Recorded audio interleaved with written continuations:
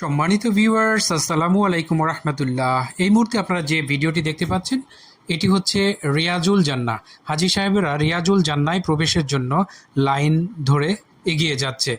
দীর্ঘ প্রতীক্ষার পর তারা সুযোগ পেয়েছে, এখন তারা রিয়াজুল জান্নাহর জন্য ভিতরে প্রবেশ করছে। রিয়াজুল জান্নাহ হচ্ছে এমন একটি জায়গা, এটি বেহেস্তের বাগান। এখানে 2 রাকাত নফল নামাজ আদায় করতে পারা মানে আপনি বেহেস্তে বসে 2 রাকাত নফল নামাজ আদায় করলেন। যে কারণে এই জায়গাটাতে চ্যালেঞ্জও প্রচুর।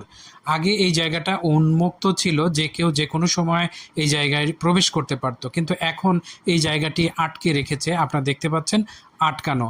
এখানে চাইলেই আপনি প্রবেশ করতে পারবেন না। রিয়াজুল জান্নায় প্রবেশ করতে হলে প্রথমত আপনাকে অনলাইন অ্যাপয়েন্টমেন্ট নিতে হবে। আপনি যখন ভিসা ইস্যু করবেন, এই ভিসা ইস্যুর সঙ্গে আপনার রিয়াজুল জান্নাহর একটা অনলাইন অ্যাপয়েন্টমেন্ট থাকে।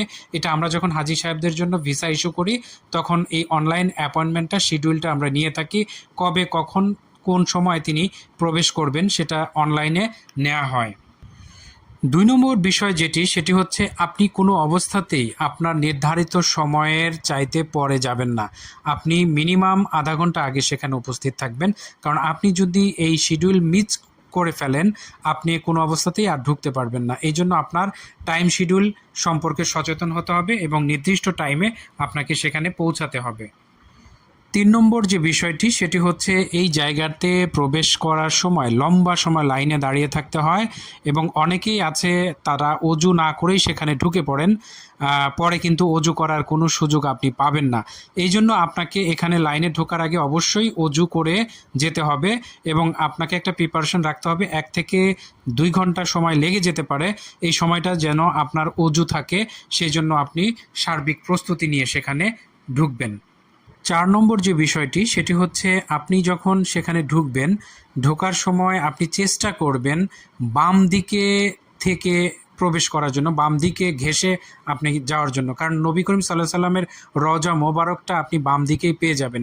আপনি নামাজের সময় যদি নবী করিম সাল্লাল্লাহু আলাইহি সাল্লামের রওজা মোবারকের পাশে বসে নামাজ পড়তে পারেন তাহলে আপনার ফিলিংসটা আরও বেশি অন্যরকম হবে। এই জন্য আপনি চেষ্টা করবেন, এই যে দেখতে পাচ্ছেন এটি হচ্ছে নবী করিম সাল্লাল্লাহু আলাইহি সাল্লামের রওজা মোবারকের জায়গা। এই জায়গায় বসে আপনি নামাজ পড়ার চেষ্টা করবেন।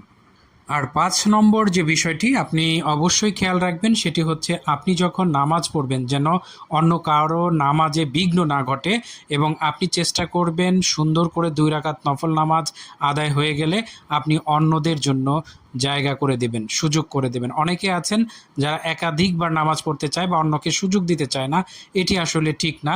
কারণ রিয়াজুল জান্নায় আপনি চেষ্টা করবেন আপনি যেভাবে নামাজ পড়ছেন অন্যেরাও অপেক্ষায় আছে, তাদের জন্য সেই জায়গাটা করে দেওয়া।